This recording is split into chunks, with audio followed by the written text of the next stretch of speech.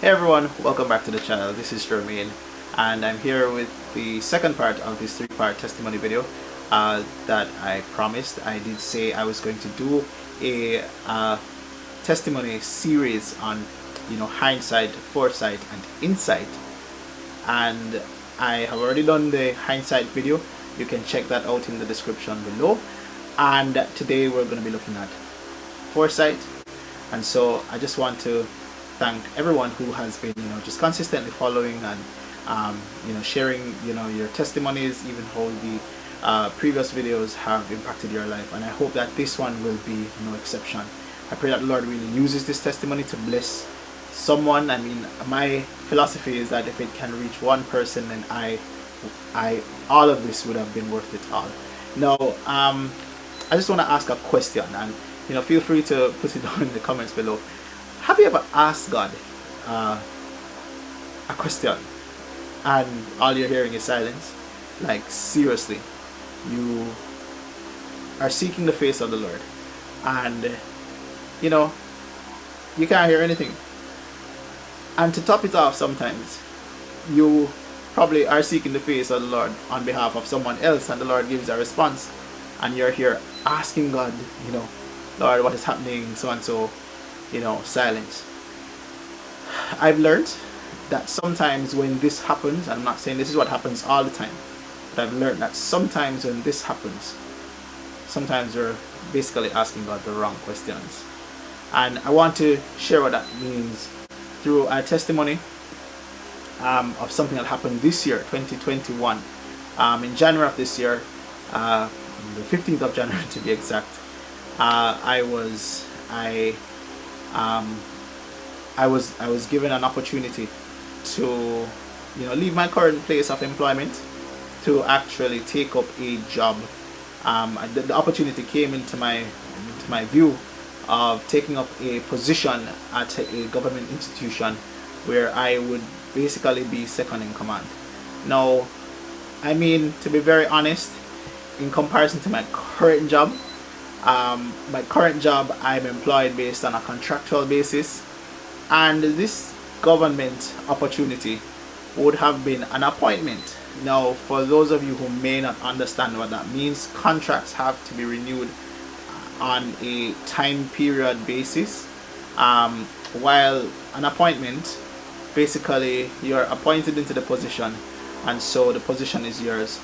And I will say to you that I posed my question to the Lord. Of course, who would not want to have certain levels of job security operating in their lives? And so I posed some questions to the Lord. I said, I started thinking that should I leave my current job altogether, right, which is a full-time job? Should I leave that current job and take up this government opportunity, or should I switch my current job and go part-time and take up this government opportunity?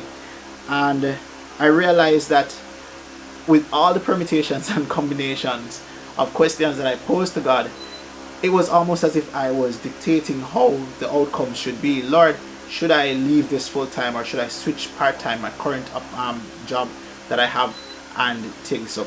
And one of the things that the Lord brought to my heart was the actual posture of my heart at the time when I was making these requests. And my heart postures, I just made some notes because I don't want to miss anything. After searching my heart, I realized that, boy, the Lord did respond eventually when I changed the question, right? And I'm going to share a little about that in a little while. But when the Lord responded, well, in order for him to respond, I had to have recognized the posture of my heart. And so what I realized in my heart was that I felt like I needed that surety. The appointment position would have been a little safer in terms of job security than having a contractual organization or a contractual arrangement. Now, the other thing was that I was running from things that would have required me putting in the extra energy. And I will say that my current job has its challenges, and it challenges me to grow because I have to move outside of the norm of my current operations, what I'm comfortable with, and I would actually have to start putting out some greater effort and in order for me to go up the ladder, so to speak. But in the appointed job, I felt like I could do this. I was doing it. I have done some work in that area, right, based on my area of study, and I felt very good doing it. It was something that I seemed to have a knack at doing, and I was just like, yo, this would be so much easier, right? Because I could just, anything that they asked me to do, I could just get up and do it, right? But my current job would require me to be pushing myself consistently, and I just felt like, right, the government alternative was a safer bet. I mean, who would not want to be in a safer place, right? But as I said, when I evaluated all the permutations and combination concerning this question that I was posing to God, all of them seem to have one thing in common. Should I step away from my current job? What should I want to step away from my current job, because I really and truly don't think it's something that I want to be doing, because it's challenging and I can't bother. But all of these questions surrounded what I wanted, right? It had to do with what I wanted, and it included me stepping away, as I said, from the commitment that was challenging and would require me to grow, and it had me leaning sort of towards the one that I thought in my heart was easier. And it was so funny that during that time, the Lord reminded me of a dream that I had sometime last year, right? It was late last year, where I dreamt that, my brother and I were walking along this path, and there was an easy path, but then there was a hard path. Like, there was an easy little walkway we could have got through, but then my brother and I, we had to be jumping some fences and going through some whole heap of hill and all sorts of madness. And in my head, I wanted to take the easier path, but in the dream, my brother and I, we were taking the other path, right? We were taking the rough the rough path, right? And when we went on that rough path, I realized something. I realized that from the position where we were at on the rough path, we were able to see the path of the easier path. And what was unbeknownst to us was that the fact that there were literal bandits, or there was an ambush that was set up right around the corner on that easier path. And in the dream, I was just rejoicing and saying to my brother, boy, it's a good thing we actually took this path, even though it was more difficult, but it preserved our life. And I think that was just an amazing thing that the Lord was doing. And so I want to show you guys something. So from January, I have been praying about this, this switch. I've been saying, Lord, should I make this switch? Yes or no? And I have been hearing nothing. February came, and so we have a prayer meeting that we have a group of us together who studied in Cuba, all doctors and other persons are in it, right? And I remember it was so weird. I have been putting this petition before everyone, and we've been praying about it as a group, from January, and nothing, not hear nothing. And every month when we come back, we have to give testimony of what the Lord has answered on, what the Lord has done. And every month we come in and we're giving testimonies, and I've seen the Lord move with respect to certain things, but no, my petition nothing can go on. Like, and I'm wondering, Lord, what is going on? Like everybody else, I say, yeah, the Lord answered this, the Lord actually opened this door, the things that we've been praying about, we can actively see the Holy Spirit just stepping in, and nothing. January, February, March, April, May. I actually went ahead and did the interview in April, because I was saying I wasn't hearing nothing from God. So I was just like, well, it won't harm to do the interview. And so I did the interview, and guess what, guys, I was successful at the interview. When the lady called me and told me I was successful, my heart sunk. Everybody would have think, boy, you would have really start rejoice, because yeah, you were successful at the interview. When the lady told me that I was successful at the interview, my heart sunk. And the reason why my heart sunk was because I know within my heart of hearts that I had not received confirmation from the Lord. I had not even received an answer. And so literally, I was just driving home one day, and the thought hit me, I was just like, maybe I'm not getting the right answer because I've been asking the wrong question all along. And I was just like, oh my gosh, I think I've been asking the wrong question. You see, the thing is that I was asking a question, or asking the question with the outcome already dictated in the question, and that not really good. That not gonna work, right?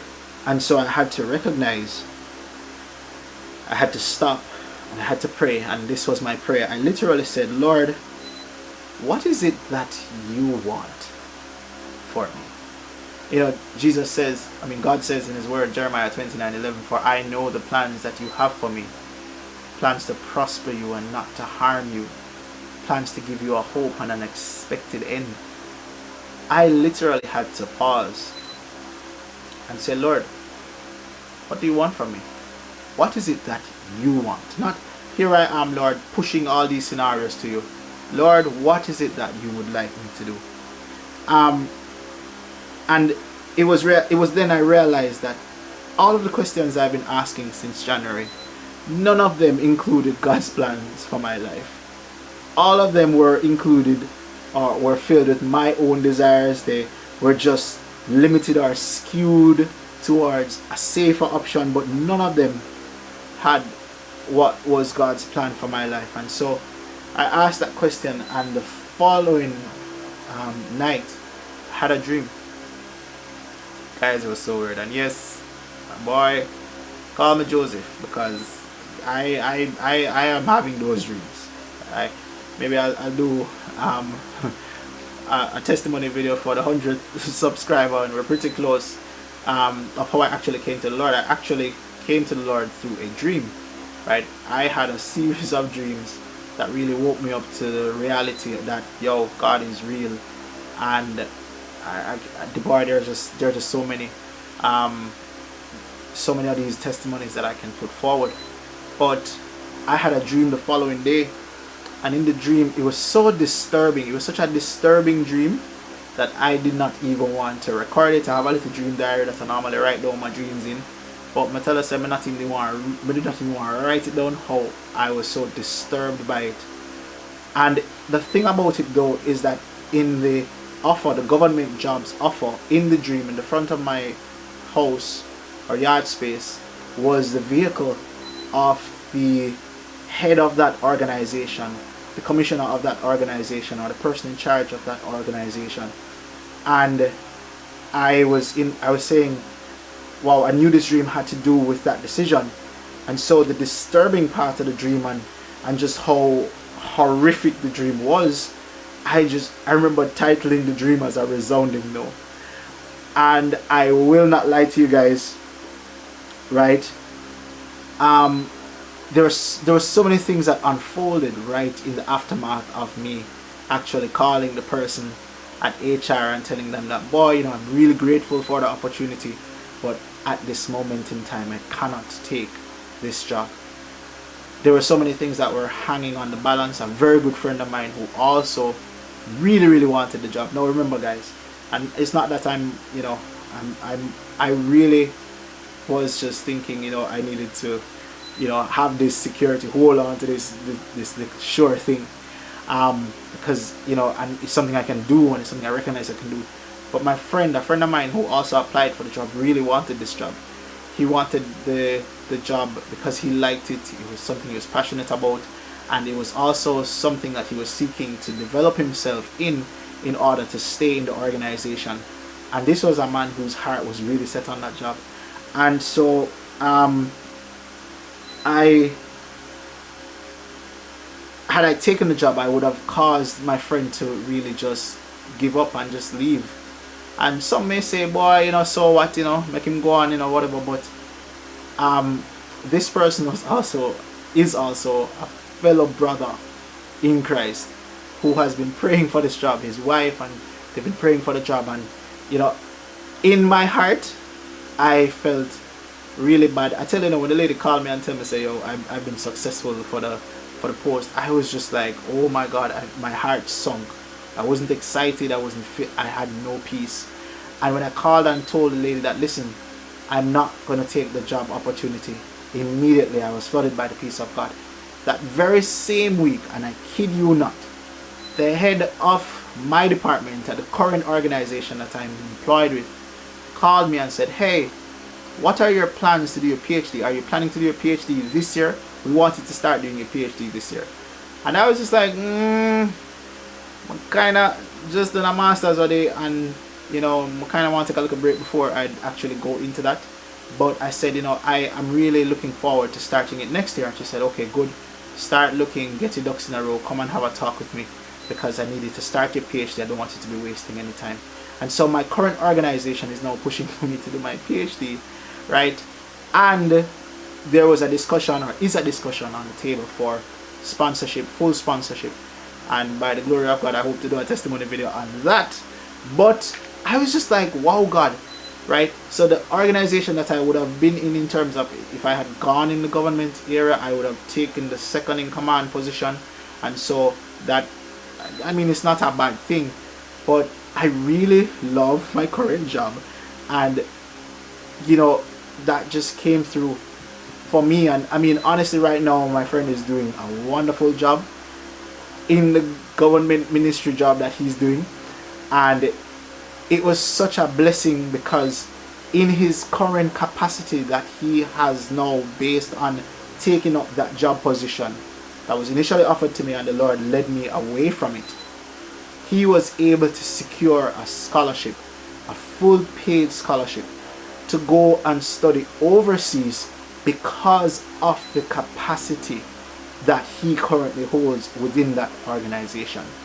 And I was just like, look at that. I'm getting an opportunity to do my PhD. He's going to be getting an opportunity to do his master's. And I'm happy. I'm happy that I didn't just go and do this because, I feel it's the right thing to do, right? I didn't just go and say, oh boy, let me just jump on this because it's safe. I mean, I really wanted to, but the Lord would have it otherwise. Another question I want to ask you: what sort of questions do you have before the Lord today? What kind of questions have you been asking the Lord and not hearing an answer for? And I want to invite you to a different perspective today.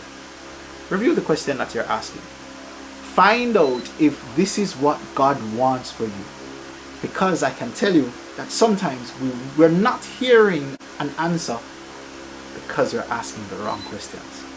Proverbs 19:21 says, many are the intentions of a man's heart, but it is the will of God that prevails. Again, many are the intentions of a man's heart, but it is the will of God that prevails. There are some other versions that caught my eye, the Message and the Passion Translation, that I want to share from this very same verse. And it says, Proverbs 19:21 in the Message, we humans keep brainstorming options and plans, but God's purpose prevails. Again, we humans keep brainstorming options and plans, but God's purpose prevails. And the Passion Translation says, a person may have many ideas concerning God's plan for his life, but only the designs of God's purpose will succeed. Proverbs 16 verse 9 also says that a man's heart plans his ways, but the Lord directs his steps. That's the New King James. And the Amplifier says, a man's mind plans his ways as he journeys through life, but the Lord directs his steps and establishes them. The Message says, we plan the way we want to live, but only God makes us able to live it. I want to encourage you this very day. Trust in the Lord with all your heart, and lean not on your own understanding, but in all your ways, he says, acknowledge him, and he will most definitely direct your path. Thank you for tuning in once more. I really appreciated sharing this testimony, and I hope that it will impact your life or the life of someone else in some miraculous way. And I pray that you will seek the Lord's leading in every decision that you make, because many are the intentions and the plans of a man's heart, but only the will of God prevails. Thanks for tuning in.